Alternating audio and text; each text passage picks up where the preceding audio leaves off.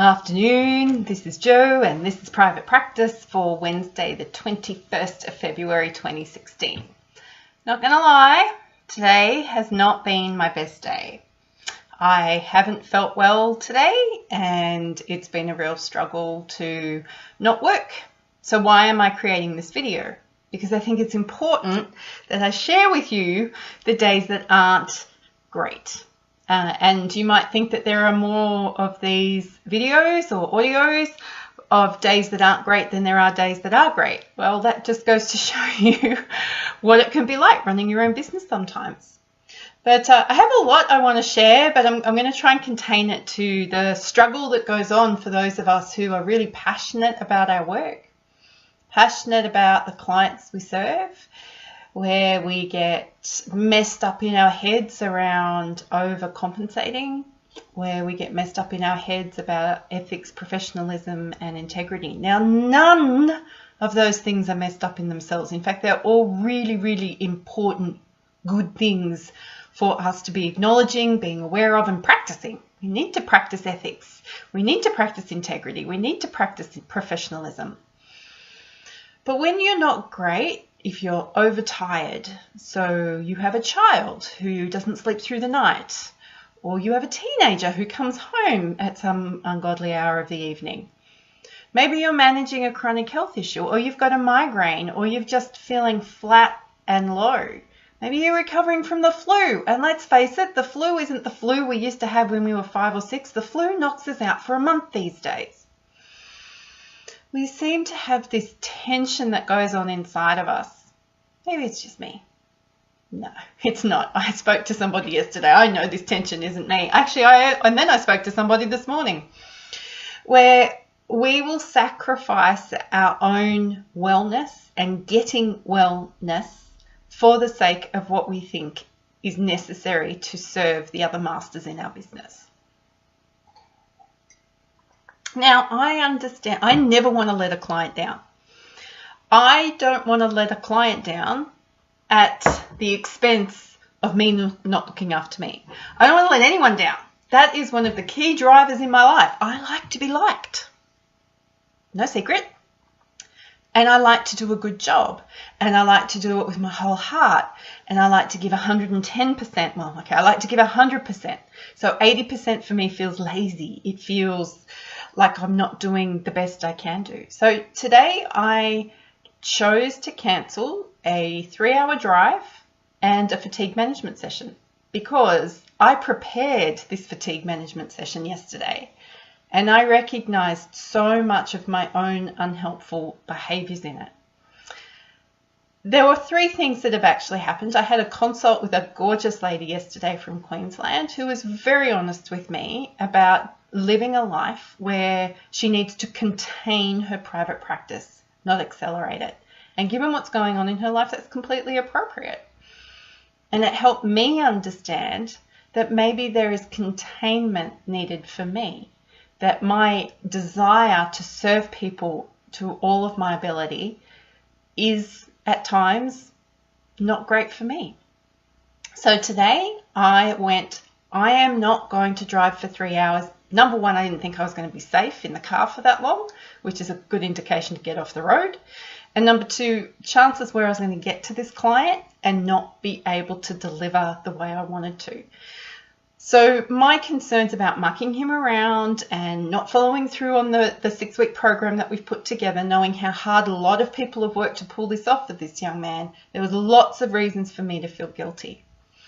But finally something twigged inside of me today where I went, if I turn up and can't deliver, I'm actually not serving him and I'm not serving the people who support him either. Now, I've probably had that thought before, but it's never been the most compelling thought.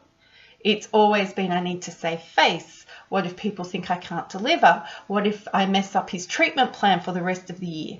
Yeah, because apparently in my head, I'm just that powerful.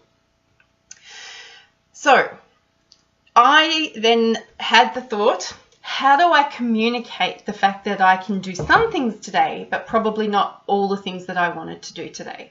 Because we have this all or nothing thing going on when we're sick. We're either well enough to work or we're too sick to work.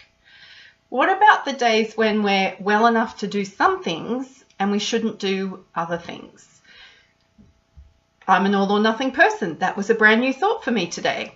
Interesting seeing that I had to recreate a program yesterday that talked exactly about this thing. Does it have to be well or sick? Can I be at work when I'm recovering or resting or replenishing? And can I do the tasks that help me recover or rest or replenish? I'm going to share with you that at 4:30 in the afternoon, the answer is yes. However, I've been in bed for 4 hours today. I needed to go to bed. I feel a lot better. I still don't feel 100%, but I feel a lot better than what I did before I went to bed this morning. So these issues are not going away. And this tension between, am I looking after myself? Well, I'll do it when everyone else is taken care of. We need to have more of these discussions. And we need to be becoming increasingly aware of when we're turning up not well enough to participate. And I get it. I get that if we can't turn up, we lose income. I get that. But if I turned up today, chances are I could be losing income for weeks because I didn't give myself a chance to recover today. Now, I'm not here. This is not medical advice. I am not giving you the fatigue management program in 1 6-minute video. This is not medical advice. This is me having a continuation of a discussion of the exhaustion and life that turns up when you're building a private practice. We are so good at taking care of everyone else, yet we're not real good at taking care of us. No guilt, no shame. Let other people into your world who can help you take care of you. So not only did I communicate to my client, who was gorgeous, by the way, and said, please don't drive if you think you're safe, which is awesome because he is a young man with a brain injury following a motor vehicle accident. I was accountable to a girlfriend of mine via text message. I was accountable to another girlfriend of mine via Facebook message. They're both busy ladies, but they've both made themselves available going, if you just need to talk to somebody about stuff, pick me. So I did. All I did was, not feeling good enough to be at work today. I think I'm going to make the decision to not be at work today. And of course they came back and went, smart, please go to bed. And then I thought, I need to communicate this to my team. Now that was a brand new thought for me because I actually really struggle. Like, my team are going to probably watch this video. Hi team. I actually really struggle to share my vulnerabilities with them. They know that. I've talked to them about that. But I actually shared with them today that I wasn't good. And if they needed me, chances were they weren't going to get me today. And the response I had from them was just amazing.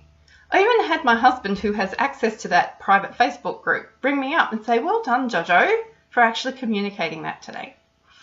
So again, I haven't been inappropriate. Nobody needs to know the ins and the outs and the ups and the downs, but this is how I'm learning to maintain my professionalism, my integrity, my ethics, my boundaries while looking after me, not sacrificing my own wellness for other people.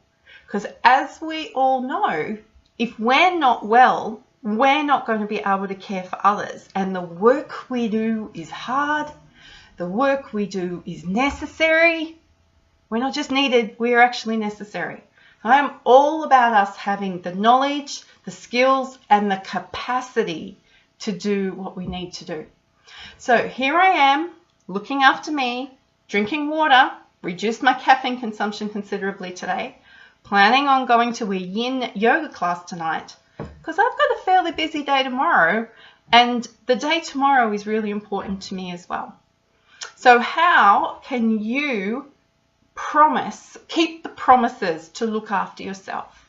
What are some of the things that come up for you when you watch this video where you go, yeah, this is a little thing that I can tweak in my own wellness and my own care that I really need to pay attention. So I hope this has been useful. I'm pretty sure it has been. It usually is when I get really vulnerable like this. But I'd really love to have this discussion. So open it up and talk to me and share with me just some tweaks or some ideas or some realizations that you've had today. This is Private Practice, and I look forward to talking to you again this week.